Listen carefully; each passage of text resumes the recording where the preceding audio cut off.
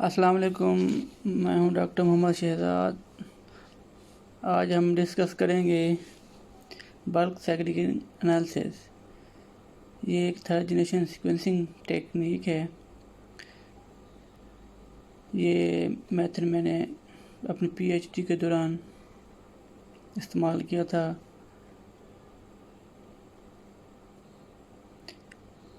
और मैंने BC2F2 population develop की थी हार्सुटम और डार्विनी के क्रॉस से। गोसिपियम हार्सुटन को एज अ फीमेल रखा था और Gossypium darwinii as a male use किया था। क्योंकि गोसिपियम डार्विनी गैलापागोस आइलैंड से ओरिजिनेटेड है, इसी वजह से इसमें कोई साल्ट स्ट्रेस के जीन्स हैं। तो हम अपनी लोकल वैरायटी गोसिपियम हार्सुटम को इम्प्रूव करना चाह रहे हैं बैक क्रॉस से। ये मेरे थीसिस का टाइटल है।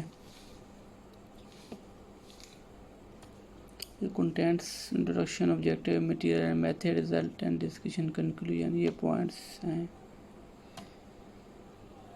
इंट्रोडक्शन, कॉटन एक वाइल्ड गोल्ड के तौर पर कल्टीवेट होती है।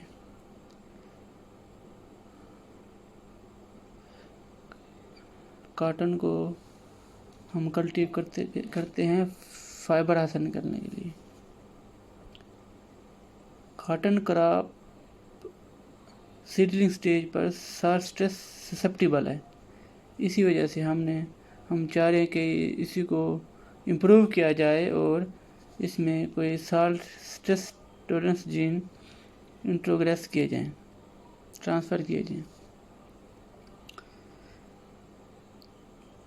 Next generation sequencing NGS based bulk segregation analysis approach से पहले बहुत सारे जो है ना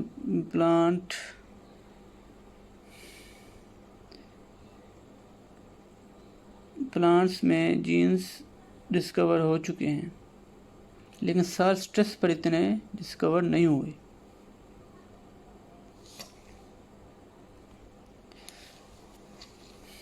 ऑब्जेक्टिव क्या थे मेरी रिसर्च के? To screen salt tolerant line and salt susceptible line at seedling stage, to identify candidate genes responsible for salt stress tolerance at seedling stage. के salt susceptible और salt tolerance लाइंस अलग-अलग screening किए थे मैंने, उनमें फिर उनकी सीक्वेंसिंग कराई, BSA सीक्वेंसिंग। उसके बाद मुझे जो डाटा मिला उससे मैंने कैंडिडेट जीन आइडेंटिफाई किए और उन कैंडिडेट जीन को वैलिडेट किया बाय QRT-PCR के एनालिसिस के लिए कि आया इसमें वाकई साल्ट स्ट्रेस के ख़िलाफ़ टॉलरेंस है या नहीं है। तो इससे पहले मैंने 2 salt stress tolerance genes families ली, उनके जीन्स के प्राइमर बनाए और ये जो हार्सुटम और डार्विन ने ये स्ट्रेस देकर सैंपल लिए, उनकी कैरेक्टराइजेशन और एवोल्यूशनरी स्टडी की और चेक किया कि आया हार्सुटम और डार्विनी में कौन सी स्पीशीज़ ज़्यादा साल टॉलरेंस शो करती है। ये मेरे ऑब्जेक्टिव थे। Material and method, flow sheet diagram of study. सबसे पहले मैंने हार्सुटम और गोसिपियम डार्विनी का क्रॉस कराया, BC2 पॉपुलेशन F2 डेवलप हुई। हेट्रोपोनिक कल्चर में उनको लगाया, एट 3 लीफ स्टेज पर उसको स्ट्रेस दी। फिर कंस्ट्रक्शन ऑफ सैंपल्स, उसमें मैंने ससेप्टिबल अलग किए और साल्ट स्ट्रेस टॉलरेंस अलग किए। फिर उनका आरएनए एक्सट्रैक्शन किया और फिर कंपनी को भेज दिया एनालिसिस के लिए, सीक्वेंसिंग के लिए। लाइब्रेरी कंस्ट्रक्शन हुई, उसके बाद क्रिएशन ऑफ असेंबली हुई,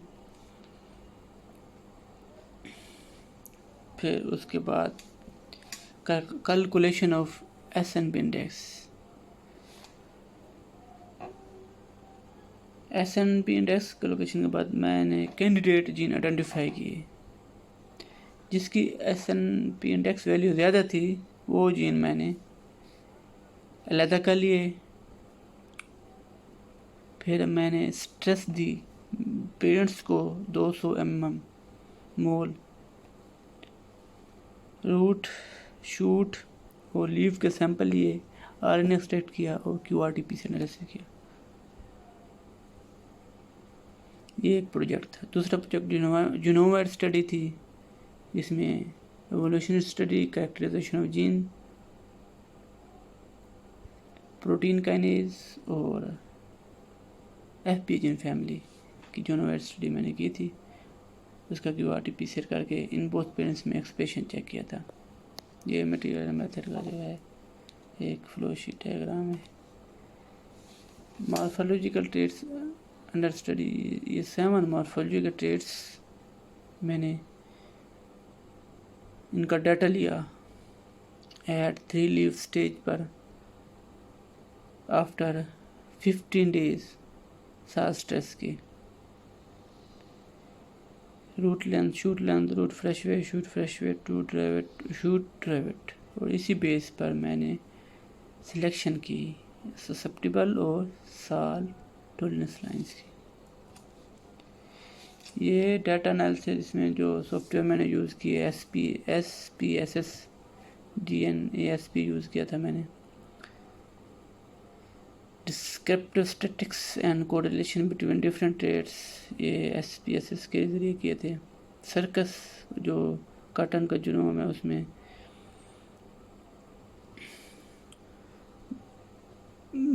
सर्कस डायग्राम बनाने के लिए ये इस्तेमाल किया था, सर्कस 0.69 मेगा 6.60 फायरोजेनिक ट्रे जो बनाई थी एवोल्यूशन स्टडी में। 6 एलिमेंट्स मैंने ऑनलाइन प्लांट के डेटाबेस से मालूम किए थे।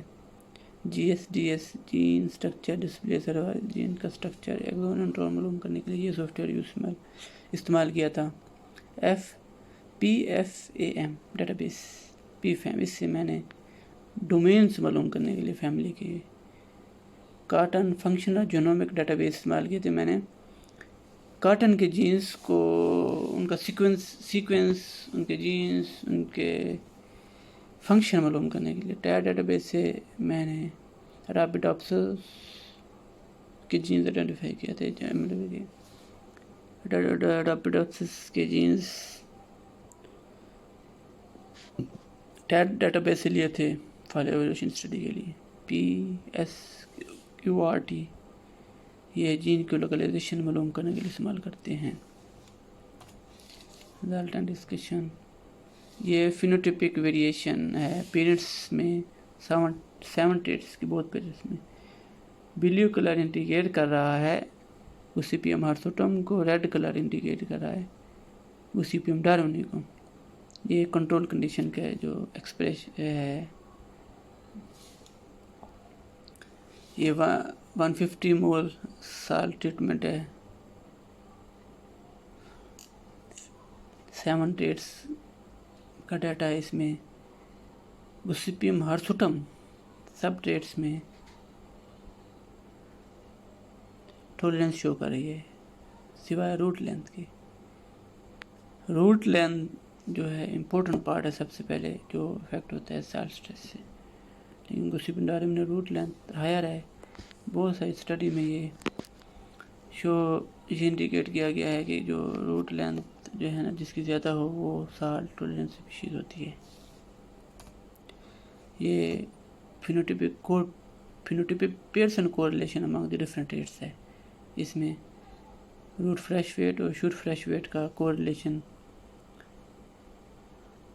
है, हाईली सिग्निफिकेंट है। जो रेड कलर इंडिकेट्स कर रहे हैं नंबर्स, इनका कोरिलेशन हाईली सिग्निफिकेंट है as compared to other traits. ये कंस्ट्रक्शन ऑफ BSA पोल्स, ये 2 पोल्स बनाए थे मैंने इसमें। एक पोल्स ससेप्टिबल का 30 प्लांट्स लिए थे एक में, दूसरे में 30 प्लांट्स साल टॉलरेंस लिए थे। 2 बल्क बन गए, 2 पेरेंट्स इनकी सीक्वेंसिंग कराई थी आपस में। सीक्वेंसिंग के बाद मुझे ये 4 कैंडिडेट जीनोमिक रीजन मिले, उनमें जो इफेक्टिव SNP थे वो 192 थे। ये 4 कैंडिडेट जीनोमिक रीजन की पोजीशन दी गई, कहाँ कहाँ ये मौजूद हैं।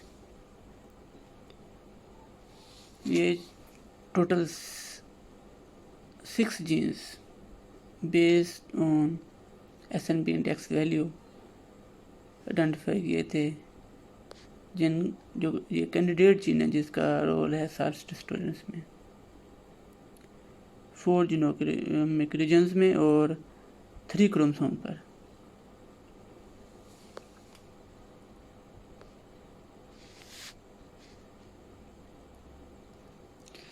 फिर मैंने ये वैलिडेशन की थी इनकी कि आया इनका एक्सप्रेशन है या नहीं है। तो 5 में से 2 जीन्स का एक्सप्रेशन गोसिपियम डायरी में रूट लेंथ में हायर था, तो ये 2 कैंडिडेट जीन्स हैं।